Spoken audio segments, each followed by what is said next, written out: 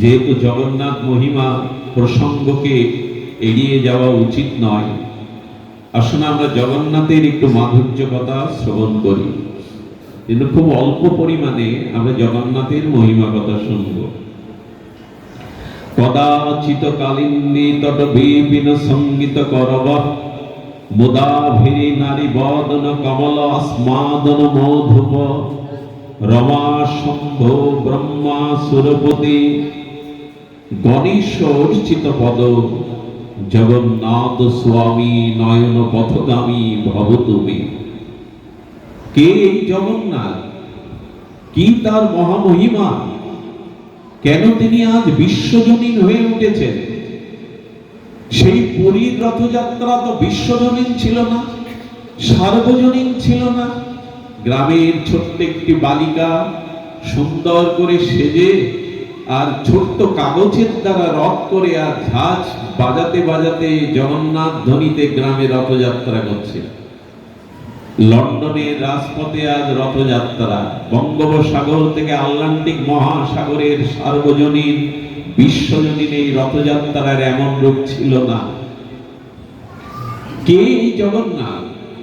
কি তার মহামহিমা? কি তার তত্ত্ব? আসুন আমরা একটু সামান্য আস্বাদন করি। কারণ ভগবান শঙ্কর, ব্রহ্মা, গণেশ যার চরণ অর্চনা করেন, সেই জগন্নাথের মহিমা কিঞ্চিত আমাদের মহাজনের দিব্য অনুভূতির আলোকে আমরা কিঞ্চিত আস্বাদন করে ভাগবত বিশ্রাম দেব। খুব মহিমাপূর্ণ কথা। আসুন আমাদের নয়ন পথে, হৃদয়ের পথে আমরা জগন্নাথকেই যেন দৃশ্যমান করতে পারি। এই জগন্নাথ মহিমা যেভাবে প্রকট হয়েছে, জগন্নাথের মাধুর্য স্বরূপ, চলুন আমরা মূল কেন্দ্রে চলে যাই। দেখুন, লবণহীন ব্যঞ্জন আস্বাদন হয় না। যেখানে ফল ও ফুল নাই, অথচ বাগান, ওটা আগাছা ছাড়া কেউ সেখানে গেলে ফল ফুল পায় না। দেখবেন পুকুরে মাছ আছে, কিন্তু বড়শিতে আমিষ চার দেননি, ওইটুকু চার নেই, এজন্য মাছ ধরল না। সুন্দরী যুবতী রমণী, আবার তাকে সালঙ্করা করে অলঙ্কারে ভূষিতা করেছেন, অথচ তাকে দেখে সবাই কটূক্তি, ধিক্কার, থুতু ফেলছে। সুন্দরী হলে কি হবে? সালঙ্কারা হলে কি হবে? অঙ্গে তার বসন নাই। অঙ্গে বসনহীন যুবতী রত্নের মতো, লবণহীন ব্যঞ্জনের মতো, ফুল ফলহীন বাগানের মতো। যার জীবনে প্রেম নাই, তার জীবনও সর্বংশে ব্যর্থ, বৃথা। এই জন্য মহাপ্রভু বলছেন, ভগবান না, প্রেম প্রয়োজন। এই প্রেম কি করে জগন্নাথ বিশ্বজনীন রূপে দাতা শিরোমণি হয়ে অনবদ্য প্রেম ভক্তি দান করছেন, তার মূল ইতিহাসে চলুন। দ্বারকাধীশ ভগবান, দ্বারকার অধীশ্বর তিনি।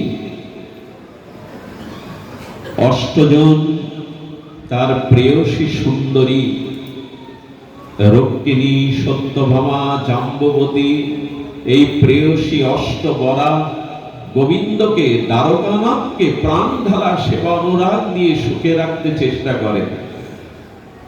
সুধীজন, নরলীলাতে গোবিন্দ যে স্বর্ণ পালঙ্কে দ্বারকার খাটে শুয়ে আছেন, পালঙ্কে শুয়ে আছেন, রুক্মিণী দেবী অপলক নয়নে প্রাণনাথের বদনে তাকিয়ে দেখছে। গোবিন্দের চোখ দিয়ে ঘুম অবস্থায় প্রেমস্ত্র গড়িয়ে পড়ছে। এ বর্ণনার ভাষা আমার জিহ্বায় আসার কথা নয়। অনুভূতি ছাড়া কি আসে? প্রেম হৃদয়ে না থাকলে কি প্রেমের ভাষায় মুখরিত হয়? গোবিন্দের চোখ দিয়ে বিন্দু বিন্দু প্রেমস্ত্র বিগলিত হয়ে তার মস্তকের বালিশ ভিজে যাচ্ছে, আর গোবিন্দের মুখে একটা নাম ঘুমের মধ্যে, রাধে রাধে রাধে।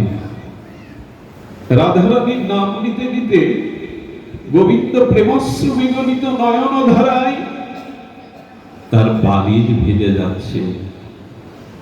রুক্মিণী দেবী মাঝে মাঝে দেখেন প্রাণনাথ দ্বারকাধীশ গোপী গোপী বলে, ব্রজ ব্রজ বলে তিনি মাঝে মাঝে দুপুরে কেঁদে ওঠেন স্বপ্নের মধ্যে। আপনাদের একটা কথা বলি, মন বারবার ফিরে যেতে চায় যেখানে প্রেম আছে, নিঃস্বার্থ অনুরাগ আছে। ঐশ্বর্যের মধ্যে, ক্ষমতার মধ্যে থাকলেও, বিত্ত বৈভবের মধ্যে থাকলেও মানুষের মন বারবার ফিরে যায় যেখানে অনুরাগ, প্রীতি, প্রেম, ভালোবাসার রাজ্য, ওইখানে। গোবিন্দ বারবার দ্বারকাধীশ হয়েও কেঁদে ওঠে, আর একটাই তার মুখে মন্ত্র, রাধে রাধে রাধে। মা মারা গেছে অনেক আগে, কিন্তু কোন ভুলের কারণে, অপরাধের কারণে কেউ যখন লাঠি দিয়ে তাকে পেটায়, সে কি বলে জানেন? ব্যথায় ব্যথা ধরে মা গো। কেন নামটা আসে বলতে পারেন? খুব বেশি ব্যথা পেলে খুব প্রিয়জনের নামটাই মুখে চলে আসে। দেখবেন চোরকে মারা হচ্ছে, ও মা গো বলে কাঁদছে। ঠিক তেমনি গোবিন্দের অন্তরের অনুরাগ, প্রীতির সিংহাসন জুড়ে যে প্রেম ও সম্পর্ক দিয়ে আছেন বৃন্দাবনেশ্বরী, লাদিনী, অধীশ্বরী, ভাবময়ীর, মাদনাত্ম ভাবের অধীশ্বরী শ্রীমতী রাধারানীকে বলতে বলতে গোবিন্দের চোখের জলে বিরহ অশ্রুতে বালির ভিজে যায়। রুক্মিণী দেবী একটা মনে মনে ভাবনা করে, কই আমরা এতজন প্রেয়সী, আচ্ছা রুক্মিণী দেবী সাক্ষাৎ বৈকুণ্ঠের কমলা দেবী, লক্ষ্মী দেবী, তার রূপ গুণ তো কম নয়। সত্যভামা দেবীর মতো রূপ জগতে কার আছে, গুণ কার আছে? আমরা 8 জন প্রেয়সী বলা, কিন্তু গোবিন্দকে আনন্দ দিতে পারছি না। তার মন কোন সে রাধা, রাধা বৃন্দাবন বৃন্দাবন ব্রজ বলে কাঁদে। কে এই রাধা? এই বৃন্দাবনের স্বরূপ কি, মহিমা কি? রুক্মিণী দেবী কার কাছে জানবেন এ কথা যে রাধাকে? ব্রজের মহিমা কি? গোবিন্দ হৃদয়ে, এই রাধারানী এতটা হৃদয় জুড়ে আছেন, কে এই রাধা? কার কাছে জিজ্ঞাসা করবে? রুক্মিণী দেবী, সত্যভামা দেবী একজনকে নির্ণয় করলেন, যিনি ব্রজলীলার সাক্ষী, মথুরা লীলার সাক্ষী, আবার দ্বারকা লীলারও সাক্ষী। ইনি মাতা বলরামের মাতা রোহিণী দেবী। খুব ধ্যান দিতে হবে, আমি অল্প সময় বলবো। জগন্নাথের মূল, তার যে এই বিরহ বিগলিত মাধুর্য, রসমরতি, এটা কোথা থেকে পেলাম আমরা? জগন্নাথের এই রূপ, এই প্রেম অঞ্জন যিনি চোখে দেননি, অনুরাগের কাজল যিনি চোখে পড়েননি, তিনি এই রূপ দেখে কিছু পাবেন নাই। বড় বড় গোল গোল চোখ, ঠুটো জগন্নাথ, হাত নেই, চরণ নেই, এতে কি মাধুর্য! অথচ অনন্ত মাধুর্যের সিন্ধু এই জগন্নাথ। জানতে হবে তো, তত্ত্বের অনুভূতির রাজ্যে পৌঁছাতে হবে তো। রোহিণী মাতাকে স্মরণ করলেন। রুক্মিণী, সত্যভামা, গোবিন্দের প্রেয়সী বরা, তারা বললেন মাতা। গোবিন্দ কেন আমাদের এই সেবা অনুরাগের পরেও তিনি কেঁদে ওঠেন। মাঝে মাঝে গোবিন্দ সেই চিলে কোঠায় উঠে আর বৃন্দাবনের দিকে তাকিয়ে যেন উদাসী হয়ে যান। অনুরাগের, প্রেমের ভাষা তো চোখের জল, সেই চোখের জল ফেলেন। মাঝে মাঝে অভিন্ন হৃদয়, বুদ্ধি সপ্তম, ভাগবত সর্বোত্তম উদ্ধব মহারাজ এসে গোবিন্দের হাত জড়িয়ে ধরে বলেন, এত কাঁদো কেন? কেন কাঁদো তুমি? বোঝাতে পারবো না। হ্যাঁ, একজনের কান্নার অনুভূতি অন্যজন বুঝবেই বা কি করে? আসলে ভগবান কাঁদছেন যে রাধা প্রেমময়ী ঠাকুরানীর জন্য রোহিণী দেবীর কাছে জিজ্ঞাসিত হলেন, এই সমস্ত প্রেয়সী বরা বলুন রাধাকে, ব্রজ মহিমাকে। রোহিণী দেবী বললেন, যার কথা শুনতে চেয়েছ তার কথা স্বয়ং কৃষ্ণও জানে না, তো আমি কে কোন ছাড়? ব্রহ্মা ব্রহ্মা শিবাদি যার রহস্য মহামহিমা অজ্ঞাত, দেবতারা যার চরণ কণিকা কণা পাওয়ার জন্য তপস্যায় রত হলেও জানতে পারে না, স্বয়ং কৃষ্ণ যাকে বলেছেন রাধা মোর প্রেম গুরু আমি শিষ্য নট, রাধা আমার গুরু, প্রেমের গুরু, আমি তার কাছে শিষ্য। গোবিন্দ রাধারানীর মহা অপর মহিমা জানেন না, তা আমি কি করে তোমাদের বলবো? বলো যেটুকু জানেন সেটুকু বলুন। কেন গোবিন্দ কেঁদে ওঠে? রাধা রাধা এই শব্দে। আহা, রোহিণী দেবী বললেন রাধা তত্ত্ব আমি বলতে পারবো না, কারণ সিঙ্গার মাধুর্য রসের তত্ত্ব আমি বাৎসল্য প্রেমময়ী মা হয়ে কি করে বলবো? বলেন সে বড় উন্নত উজ্জ্বল রসকতা। বলে মা এখানে কেন বলবেন, অন্দর মহলে চলুন। আমরা ঘরের দুয়ার দিয়ে দাঁড়িয়ে রেখে আপনার শ্রীমুখে আমাদের প্রাণবধূর প্রাণনাথের সেই রাধা মহামহিমা আমাদের শ্রবণ করা, আমাদের জানতে হবে কেন গোবিন্দ কাঁদেন, কেন দ্বারকানাথ আর তার অশ্রু সজল নয়নে ভিজিয়ে দেন তার শোকসজ্জা। রোহিণী দেবী বললেন আমি বলতে পারি, কিন্তু একটা অসুবিধা আছে, শুনতেই হবে এ কথা, আপনাদের মন দিতেই হবে। বলেন কৃষ্ণ যদি রাধারানীর মহামহিমা ব্রজের কথা শুনে, তবে কৃষ্ণকে ধরে রাখা যাবে না, সে যেখানেই থাক এখানে এসে উপস্থিত হবেই হবে। বলে মা এই জন্য আমরা দ্বারে একজনকে রাখছি, সুভদ্রাকে আমরা দ্বারে রাখছি, কৃষ্ণ ভগিনী সুভদ্রা। সে কৃষ্ণের উপস্থিত আমাদের জানিয়ে দেবে। সুদেবিন্দ সুভদ্রাকে দাঁড়ি করে মাতা রোহিণী অষ্টদল পদ্মের মতো বসে রাধারানীর কথা বলছে। বলো রাধারানী কি হয় গো গোবিন্দের? তবে শুনুন। আপনারা জানেন কুরুক্ষেত্রে 100 বছর পরে দ্বারকার ব্রজের মিলন হয়ে গেছিল সূর্যগ্রহণের ছলে। সেদিন রুক্মিণী দেবী রাধারানীর তত্ত্বমহিমা বলতে গিয়ে বলছেন আমি যেটুকু জেনেছি, আমি গরম দুগ্ধ রাধারানীকে প্রথম দর্শনের জন্য তাঁবুতে নিয়ে গিয়েছিলাম, আর সেই দুয়ারে দাঁড়িয়েছিল ললিতা, বিশাখা, সখী মঞ্জরী। ললিতা রূপমাধুর্য রাশি, লাবণ্য রাশি দেখে আমি দেখলাম আমি রুক্মিণী বৈকুণ্ঠের বক্ষ বিলাসিনী নারায়ণের, কিন্তু এই রূপ কি কারো হয়? আমি ললিতার চরণে পড়ে বললাম হে রাধে প্রণাম নাও। ললিতা হচ্ছে উঠুন, আমি রাধা নয়, আমি রাধারানীর দাসী মাত্র। তাহলে রাধারানীর রূপ কেমন? বলে ভেতরে যান। কি বলবো আপনাদের, রুক্মিণী দেবীর মতো বৈকুণ্ঠের অধীশ্বরী লক্ষ্মী রূপে গুণে যিনি অনন্যা, তিনি রাধারানীর চরণ দুখানা দেখেই চরণে পড়ে বলেছিলাম আমি গোবিন্দকে ত্যাগ করে তোমার চরণে দাসী হব, রাধে তুমি আমাকে দাসী করে দাও। এই চরণের এই মহিমা। আরে রুক্মিণী দেবীর কথা বাদ দিন,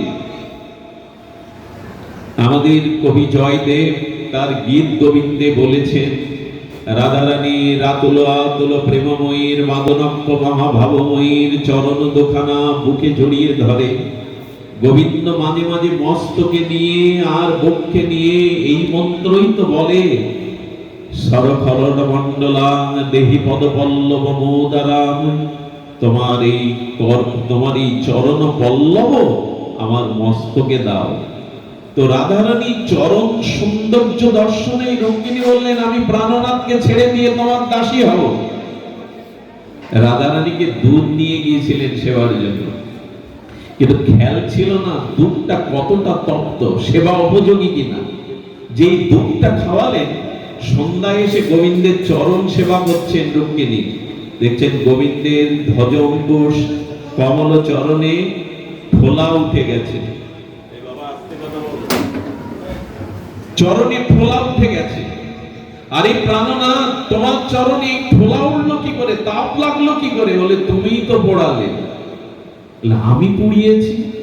বলে হ্যাঁ, যাকে একটু আগে দুধ সেবা করালে সেই রাধারানীকে যে দুধটা তুমি সেবা করিয়েছো, ওই দুধটা ছিল তপ্ত।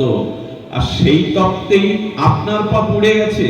বলে হ্যাঁ গো, রাধারানীর হৃদয়ে আমার চরণ ছাড়া যে আর কিছু নেই। যে দুধ ওকে খাইয়েছ ওই তপ্ত দুধে। আচ্ছা, এই কথা ভাষা দিয়ে বোঝানো যাবে? আপনাদের যুক্তি দিয়ে বোঝানো যাবে যে দুধ সেবা করেছে রাধারানী আর গোবিন্দের পায়ে ঠোলা উঠে গেল? এই কথা ভাষা দিয়ে নয়, ভাবের রাজ্যের কথা। সবকিছুতে যুক্তি খুঁজতে যাবেন না, সবকিছুতেই যুক্তি খোঁজা উচিত নয়। মা যদি বলে খোকা এই তোর পিতা, এই তোর জন্মদাতা বাবা, ওখানে যুক্তি খুঁজতে যাবেন না। মায়ের কথায় বিশ্বাস করে নিন ওই আমার পিতা। এটা ভাবরাজ্যের কথা, কারণ রাধারানী হৃদয় জুড়ে গোবিন্দের চরণ ছাড়া যে আর কিছু নেই। রাধা মহিমা বলতে গিয়ে গোবিন্দের বাৎসল্য, সেই পরম ব্রহ্ম আজ মধ্যম আকার পরিচ্ছিন্ন শিশুরূপ রয়ে সেই নিরাকার তিনি আকার নিয়েছেন, নির্লীন তিনি লীলাময় হয়ে এসেছেন। যশোদা মায়ের কোলের স্তন পান করছে ক্ষুধাতুর আত্মকাম পুণ্যকাম সরাট বিভু চৈতন্য ভগবান। তিনি দুগ্ধ পান করছেন, ননি চুরি করছেন। এই লীলা দিয়ে শুরু করেছেন। রুক্মিণী দেবী, সত্যভামা দেবী আর দ্বারকার মহিষীগণ রোহিণী মায়ের মুখে গোবিন্দের বাৎসল্য লীলা, শৈশব লীলা, পৌগণ্ড লীলা যখন কৌশল লীলায় পৌঁছেছেন, তখন তিনি রাস রজনীর কথা বলতে শুরু করেছেন। এই রাস মঞ্চ হতে কৃষ্ণকে হারিয়ে গোপী গীত যখন আস্বাদন করছে, ওদিকে দ্বারকার সিংহাসনে কৃষ্ণ বলরামের অঙ্গ পুলকিত হতে লাগলো, নয়নে অশ্রু প্লাবিত হতে লাগলো, সমস্ত অঙ্গ কাঁপতে লাগলো। আচ্ছা, হরি কথা হচ্ছে অন্তর্মহলে, রাজসভায় কৃষ্ণ বলরামের কেন অষ্টসাত্ত্বিক বিকার আসছে? এই রহস্য হলো এই, অন্তর্যামী হৃদয়ে বসে আছেন, সর্বত্র আছেন। তাই যেখানে হরি কথা হয় ওটা হরি হৃদয়ে গিয়ে পৌঁছে যায়, কারণ অন্তর্যামী তো হৃদয়ে বসে শুনছেন। কৃষ্ণের অঙ্গ পুলকিত হচ্ছে, অষ্টসাত্ত্বিক বিকারে কাঁপছে। বলরাম বলছেন, কানাই, কে আমাদের ব্রজলীলা বলছে? কে আমাদের ব্রজ কথা শোনাচ্ছে? ওগো, এই মথুরাতে সবাই দুঃখের কথা শোনায়, সমস্যার কথা শোনায়। রাস সভাতে বসে প্রজা পালন করতে হয়, কিন্তু প্রাণময়ী রাধা কথা তো এখানে কেউ বলে না। কে আমার রাধারানীর গুণকীর্তন করছে? ওই বলরাম কৃষ্ণ রাজসভা থেকে বিবশ হয়ে ছুটে এলো। দ্বারে এসে দেখছেন সুভদ্রাও শুনতে শুনতে আর উদাস হয়ে গেছেন। জগন্নাথের এই যে বিগলিত রসবিগ্রহের এর সূচনা এখানে। ওই কৃষ্ণ গুণগাথা, রাধারানীর প্রেমময়ীর ব্রজলীলা কথা শুনতে শুনতে, রাধারানীর প্রেম বিরহের উৎকণ্ঠিত কথা শুনতে শুনতে জগন্নাথ বলভদ্র সুভদ্রা গলে গিয়েছিল। আচ্ছা, গলে না কি এমন একটা জিনিস আমাকে দেখান। লোহা গলে কিনা? অগ্নিতে লোহা গলে কিনা? সোনা গলে কিনা? গলে তো সব। আমাদের এই দেহের ঘামও গলে পড়ে। হ্যাঁ, অগ্নিতে দিলে সবই তো পড়ে, ওই শক্ত মর্মর লোহা সেও পড়ে যায়, সোনাটাও বিগলিত হয়ে যায়। যে কোনো জিনিস অগ্নিতে দাহ করলে এ দেহটাতেও পুড়ে বিগলিত ছাই হয়। তেমনি রাধা বিরহ অনুরাগের তাপে আজ গোবিন্দ বলরাম সুভদ্রা ওই রাধা বিরহ প্রেমে মাধুর্য বিগলিত হয়ে যেন গলে যেতে লাগলেন। গলতে গলতেই তো অনিমেষ নয়ন চক্ষু হস্তপদ যেন ভেতরে প্রবেশ করে রাধা বিরহিণী প্রেম রসবিগ্র বিগলিত মাধুর্য সার এই জগন্নাথ বলভদ্র সুভদ্রা বিগলিত হয়ে গেলেন। এই বিগলিত রূপ হঠাৎ রোহিণী মা একটু তাকিয়ে দেখছেন কৃষ্ণ বলভদ্র রাধা প্রেমে বিভাবিত বিগলিত রস মাধুর্য সার হয়ে বিগলিত হয়ে গেছেন, চমকিত হয়ে গেলেন সকলে। এই রূপ তো প্রভুর দেখে নিলেন। সঙ্গে সঙ্গে রাধা কথা বিশ্রাম দিলেন। আচ্ছা, লোহাটা আগুনে দিলে আগুন থেকে তাকে আবার বাহিরে এলে তাপটা যেতে কিছুক্ষণ সময় লাগে কিনা? তো এই রাধা বিরহে মাধুর্য বিগলিত রসসার সিন্ধু, ওই বিগলিত রূপটা কিছুক্ষণ ছিল। রোহিণী মা এই রূপ দেখে, সমস্ত দ্বারকার মহিষীগণ এই রূপ দেখে বিমোহিত হলেন। আর এই রূপ দেখবার জন্য ওখানে আরেকজন উপস্থিত হয়েছিলেন, ইনি দেবশ্রীপাদ নারদ। উনি থাকবেন ভগবানের যেখানে লীলা, উনি থাকবেন। সবাই বলছে, প্রভু তোমার কৃষ্ণ মূর্তি দেখেছি, শ্রীরামচন্দ্রের মূর্তি দেখেছি, নারায়ণ মূর্তি দেখেছি, বহু রূপে বহু ভাবে তুমি অপরূপ রূপে নয়ন অভিরাম রূপে প্রকাশ হয়েছ, কিন্তু এরকম মাধুর্য বিগতিত রূপ আমরা এর আগে দেখাইনি, আবার দেখাও। গোবিন্দ বলছেন, নারদ এই রূপ কেন এসেছে জানো? এই দ্বারকায় কেউ রাধা কথা আমায় শোনায় না, প্রাণবধূর। আসলে আমি বলে যাচ্ছি ঠিকই, অনুভূতি আপনাদের হৃদয়ে দিতে পারবো না। কারণ কি জানেন, ভগবানকে যারা জানেনি, ভগবানের তত্ত্ব যারা বোঝেনি, গুরু কৃপা যাদের হৃদয়ে আসেনি, এই কথাগুলো কথা মাত্রই তাদের হৃদয় স্পর্শ করবে না। আচ্ছা, এক দুঃখিনী মা, নিরক্ষর, অক্ষর জ্ঞান নেই, ছেলে বিদেশে থাকে, প্রতি মাসে চিঠি পাঠায়। এখন তো পত্র সাহিত্য নষ্ট হয়ে গেছে, তো পত্র পাঠায়, আর মা দৌড়ে গ্রামের হেডমাস্টার মশাইয়ের কাছে যান, মাস্টার মশাই খোকা চিঠি লিখেছে, একটু পড়ে শোনান না। চিঠিটা পড়ছেন মাস্টার মশাই, মা প্রণাম নিও, মুখখানা বড় মনে পড়ে, মা কেমন আছো তুমি।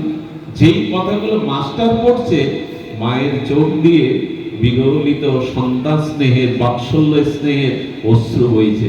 আচ্ছা, যে পড়ছে সে কাঁদছে না, মা কাঁদছে কেন?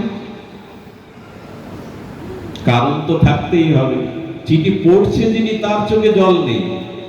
আসলে মায়ের সাথে সন্তানের যে বাৎসল্য প্রীতির সম্বন্ধটা মাস্টার মশাইয়ের নাই।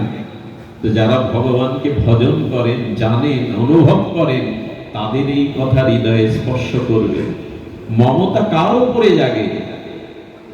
যার প্রতি প্রীতি, অনুরাগ, মমতা আছে, তার কথা শুনতেই তো চোখে জল ভরে যায়। আজ গোবিন্দ বললেন, রাধা কথা কেউ শোনায় না আমার এখানে। তাই রাধারানীর কথা শ্রবণ করতে করতে বিগলিত হয়ে গেলাম। আজ আমার বড় আনন্দের দিন। নারদ, বর চাও। ভগবান তো দিতেই চান। নারদ বললেন, কৌশল করে আমাদের জন্য বললেন, প্রভু তোমার এই রাধা ভাবে বিবাহিত, রাধা বিরহে যে বিগলিত রস মাধুর্যসার যে বিগ্রহ তুমি এই মুহূর্তে দেখালে, তুমি কথা দাও কলিযুগে জীবকে তুমি এই মাধুর্য মূর্তি আর একবার দেখাবে। গোবিন্দ বললেন, আসছে কলিযুগে আমি পুরুষোত্তম ক্ষেত্র পরিধামে এই বিগলিত রাধা বিরহের মাধুর্য রসসার মূর্তিতে প্রকাশ হবার, যেন আমার এই রূপ যারা অনুরাগের অঞ্জন চোখে দিয়ে দেখে, আমি তাদের প্রেম ভক্তি দেওয়ার জন্য সাক্ষাৎ প্রকাশ হব। জগন্নাথ রাধা ভাবে বিগলিত রস মাধুর্য বিগ্রহ। এই জন্য কলিযুগে জগন্নাথের এত মহিমা।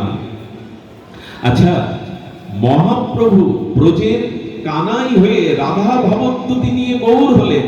ওনার তো বৃন্দাবনেই ভজন করার কথা ছিল। বলে মা বলেছেন তাই না, মা বলেছেন তাই না। আসলে মহাপ্রভু কেন পুরীতে শেষ 24টা বছর ভজন করলেন? এর কারণ কি? এর কারণ একটাই, মহাপ্রভু বৃন্দাবন ছাড়া, কৃষ্ণ বৃন্দাবন ছাড়া এক পাও কোথাও যান না। আসলে মহাপ্রভু পুরী ধামে পুরুষোত্তম ক্ষেত্রে কোন রূপে ছিলেন আর জগন্নাথ কোন রূপে? দেখুন, যেখানে যুগলের মাধুর্য লীলা, ওটাই বৃন্দাবন, ওটাই প্রেম নিকেতন, ওটাই প্রেম কানন, ওটাই মাধুর্য বৃন্দাবন। এখানে কৃষ্ণ দ্বারকাতে রাধা বিরহে বিগলিত হলেন কৃষ্ণ। আর মহাপ্রভুকে, মহাপ্রভু হলো রাধা, রাধা ভাবকান্তি নিয়ে এসেছেন। রাধা ভাবকান্তি নিয়ে তিনি কৃষ্ণ বিরহ মাধুর্য রসের মূর্তি। আর জগন্নাথ হলেন রাধা বিগলিত মাধুর্য রসের মূর্তি। তাহলে গৌর হলেন রাধা ভাবে কৃষ্ণ মাধুর্য বিগলিত প্রেমময় তনু, আর জগন্নাথ হলেন স্বয়ং কৃষ্ণ তিনি রাধা বিরহিত ভাবের তনু, এই মিলনই পুরুষোত্তম পুরীতে। এজন্য মহাপ্রভু কোনদিন জগন্নাথ দেখেনি, মহাপ্রভু তার প্রেম বিগলিত প্রাণবধূ গোবিন্দকেই দর্শন করেছেন। এই জন্য তিনি গণ্ডিচা মার্জন করে কুঞ্জ সাজাচ্ছেন, রথাগারে নর্তন কীর্তন করছেন। কেন? আমার প্রাণবধূ আজ কুঞ্জে আসবে। এই যে গুন্ডিচা বলেন না, এটা বৃন্দাবন, এখানে মাধুর্য নিকেতন মহাপ্রভু রাধা ভাবে সাজিয়েছেন, কৃষ্ণ রাধা ভাবে আজ সাজিয়েছেন, আর প্রাণবধূকে আজ কুঞ্জে মিলন ঘটিয়ে পরমানন্দ পাবেন। এই হলো মাধুর্য বিগলিত সার জগন্নাথ বিগ্রহ। আমাদের নয়ন পথে এই বিগ্রহ আসবে না? কবিগুরু রবীন্দ্রনাথের একটি কথা বলেই বিশ্রাম করি। এখানে উনি বলেছেন জগন্নাথ স্বামী নয়ন পথগামী, আর কবিগুরু এই ভাষা ধ্বনিত করে বলেছেন, আমি আপনাদের অন্তরে কথাটা যেন লিখে দিতে পারি। কবিগুরু বললেন, নয়ন সমকে তুমি নাই, নয়নের মাঝখানে নিয়েছ যে ঠাই। জগন্নাথ যেন শুধু মন্দিরে না থাকে, আমাদের নয়নের মাঝখানে যেন তার ঠাই হয়। আজ এইটুকুই। নিতাই গৌর প্রেমানন্দে। জয় রাধে।